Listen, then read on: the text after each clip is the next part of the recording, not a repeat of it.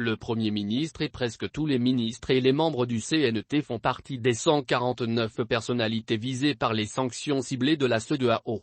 Aujourd'hui, le président de la transition le colonel Assimi Goïta et le ministre des Affaires étrangères et de la coopération internationale sont les seuls interlocuteurs du Mali auprès de la CEDEAO et de la communauté internationale. Le Premier ministre Dr Kshogel Kokala Maïga et la quasi-totalité de son gouvernement figurent parmi 149 personnalités visées par des sanctions individuelles infligées récemment par la Communauté économique des États d'Afrique de l'Ouest, CEDEAO.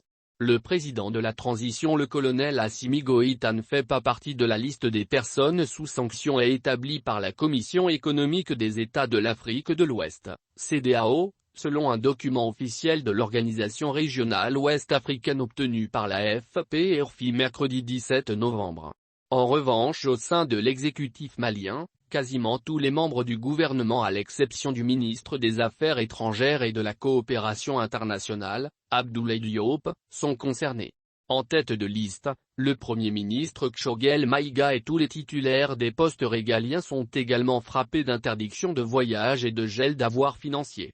Les mêmes sanctions concernent les membres du Conseil national de la transition, CNT, l'organe législatif. Les noms du président du CNT et de ses principaux collaborateurs figurent également sur la liste des personnes accusées d'empêcher le retour à l'ordre institutionnel.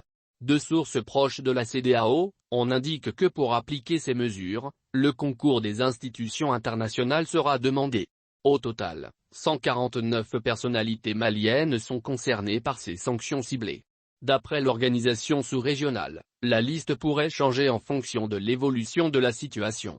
Autrement dit, elle pourrait être rallongée ou des personnes ciblées pourraient être retirées de la même liste. Enfin, une liste des proches des personnes sanctionnées serait en cours d'élaboration. Les dirigeants de la Communauté économique des États de l'Afrique de l'Ouest, réunis en sommet le 7 novembre, avaient décidé d'infliger des sanctions individuelles à ceux qui, après 2 coups d'État en un an dans le pays plongé dans une crise profonde, retardaient selon eux la tenue d'élections pour un retour des civils au pouvoir.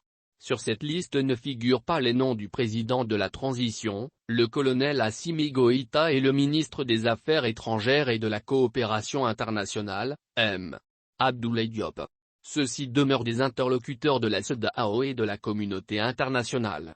Aussi, de sources concordantes nous révèlent que des sanctions attendent le Mali le 12 décembre prochain pour un autre sommet de la CEDEAO.